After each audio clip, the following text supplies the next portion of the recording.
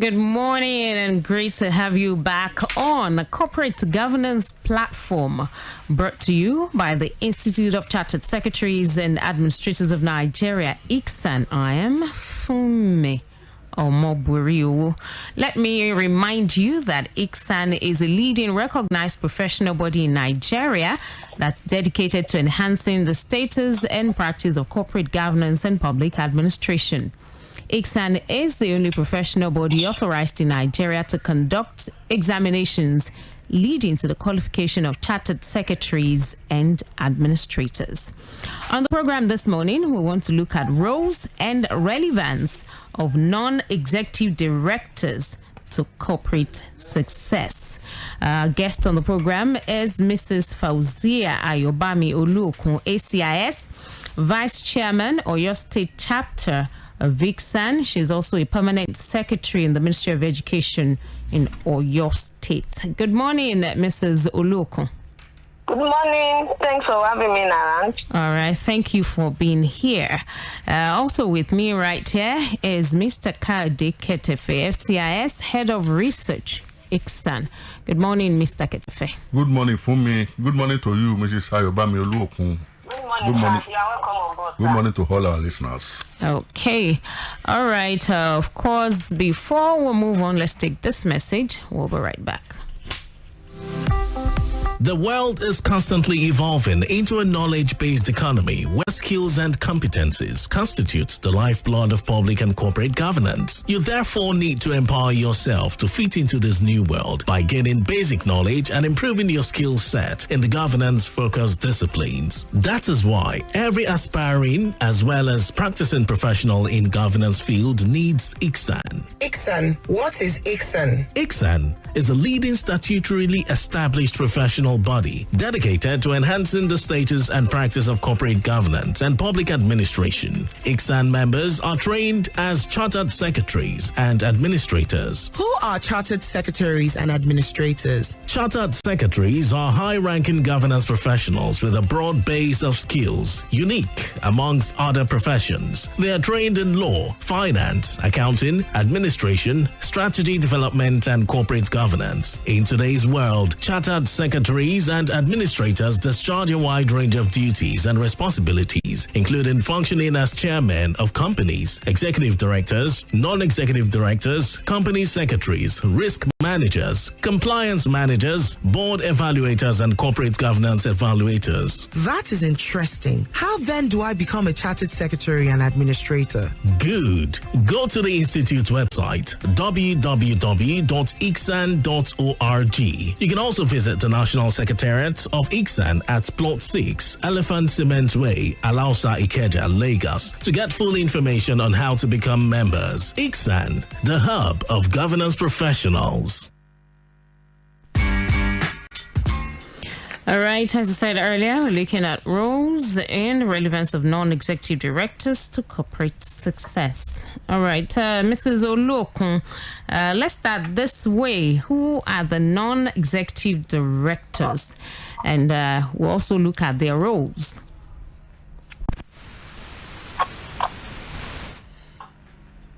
Hello? Hello, Mrs. OLUOKUN, can you hear me? Yes, I'm hearing. Okay, so I said, who are the non-executive directors? And then you also tell us their roles. Okay. Non-executive directors are members of a board of a company. They are those directors that are not involved in the day-to-day running of the company. They serve as an external director on the board of the company, and particularly their role is to monitor the day-to-day running, business of the company. They monitor the executive director. Essentially, they have to provide creative contribution to the board by providing independent oversight and constructive challenges to the executive director. Because of the wide of their experience, they have to put in place and to challenge the direction and performance of the company and its existing team. They are expected to come with lots of experiences in connection which could provide positive exposure and symbolic value to the company. So they are very important on the board of the company. They provide an independent view and ensure that the executive management operates efficiently to achieve the set goals of the company. Just to, few of that. All right. Are there other benefits they bring to the organization apart from, fulfilling some of these their roles you already stated? Okay. Yes, they bring a lot of benefits. In fact, they are the key to good corporate governance on the board of a company. In the first instance, they are engaged on the board of the company because of their recognized experiences, their expertise, their knowledge, and their versatility. So they provide constructive challenges, strategic guidance, and other specialist advice to help the organization achieve its goals and objectives. They bring a high degree of objectivity to the board in deliberation and decision making to sustain the stakeholders' confidence on the board. And in the course of overseeing the activities of the executive partner, they make sure that the company's responsibility towards the stakeholders are consistently fulfilled, as well as ensure that the board members achieve their objectives. So like I said, they bring in their wider perspective, experience, impartiality, special knowledge, and personal qualities in solving the problems that may arise. And they serve as a communication gap between the company and the shareholders. They are the third party to ensure that all these requirements are satisfied. So they bring a lot of benefits to the achievement of the company's goals and objectives. All right. So what are the distinguishing factors between a non-executive director and an independent non-executive director? Like it has like the depicted, both of them, the non-executive directors and the independent, they are both non-executive directors. They are not on the employment of the company. They are not involved on the day-to-day running of the company. So the major the difference between the two of them is that, firstly, a non-executive director may or may not hold shares in the company, while an independent executive director does not know any share. It does not have any material relationship with the company, apart from the fact that it's on the board and it gets its remuneration for doing it. The independent non-executive director is on the board principally to provide independent judgment on issues relating to operation and strategic decisions of the board. So, in the non-executive director may be representing a major shareholder on the board, while an independent non-executive director will generally have no other link with the company other than sitting on the board. So it does not have any material, relationship. It should not be the an independent non-executive director must not have any link, either financially, personal relationship, family link with the company. It's just there to serve as the third eye and to protect the interests of all the stakeholders without any bias. And its independent judgment matters a lot in moving the company forward. All right. Now, why is it a governance practice that non-executive directors should not be involved in day-to-day running of the organization? Thanks so much. Like I said earlier, they serve as the third eye on the board on the operation of the and management of the company. So they monitor the activities of the executive directors to ensure that they are on course in achieving the role. So if you are monitoring somebody, you cannot be a judge in your own case. You cannot at the same time be involved in what you are supposed to be supervising. So they are distinct. So there should be an avoidance of any issue that could impair the independent judgment, and that could lead to a bias and that even compromise their objectivity while advising the board. So they are distinct. They are not involved because they don't. There shouldn't be anything that will impair the independent judgment when it comes to, strategic plan, auditing, and all things that have to move the company forward. Can you mention some factors that can erode the independence of a non-executive director?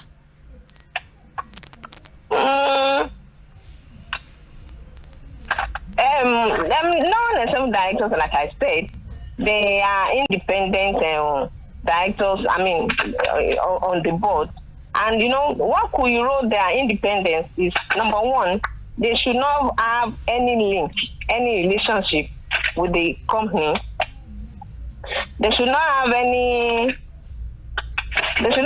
link with the company. They should not have held position in the company. They should not hold any share on the role of the company. They should not be involved in the day-to-day running of the company. Their independence should not be affected in any way. They should not have any material gain apart from they want to get their remuneration as serving on the board of as an independent non-executive director. All right. So, what advice do you have for companies on the issue of having independent non-executive directors on board? It's like I said, there are lot of. It's one is their membership on the board is key to good corporate governance. And then I would advise that all companies should consider a mix of non-independent executive directors and independent non-executive directors. They have to gain the true separation between the management and governance. It makes sense to include independent board members. The outside thinking can enable the business to grow and develop viable long-term strategy. They will not compromise loyalty. So they are independent on every way, intellectually, financially, and politically. So it will benefit the organization. Their wide experience, their connection, their versatility will bring in more development strategic plan for the company to move forward. And they serve as auditors. And they fix the remuneration of the executive directors, and so they will not be biased. So it moves their ideas, their contribution will definitely move the company. So I want to advise all organizations to consider when you are setting up your board, consider mixing. Even you should have more non-executive directors and independent non-executive directors on the board more than the executive director. All right, thank you so much, Mrs. FAOZIAH AYOBAMI OLUOKUN, ACIS, Vice Chairman, Oyo State Chapter of ICSAN, Permanent Secretary in the Ministry of Education, Oyo State. Thank you for joining us on Corporate Governance Platform this morning. Thanks so much. Thanks for having me here. I wish you the best of this. All right, thank you. Wish you same. All right. Mr. Ketefe, I'm sure we have some announcements. Thank you very much, Fumi. The announcement we have for our listeners today is on the 2022 annual lecture, which is holding today. This is to remind all exam members, as well as members of the public generally, that the 2022 annual public lecture of the Institute is holding today, June 22nd, 2022. The venue is Shehu Musa Yaradua Center, Abuja. The time is 11 a.m. prompt, which means it's just about to start now. The theme of this year's public lecture is External Reserve Dynamics and Governance Challenges. The theme, once again, is External Reserve Dynamics and Governance Challenges. The chairman of the occasion is the Honorable Minister of State, Labor and Employment, Mr. Festus Keyamo, SAN.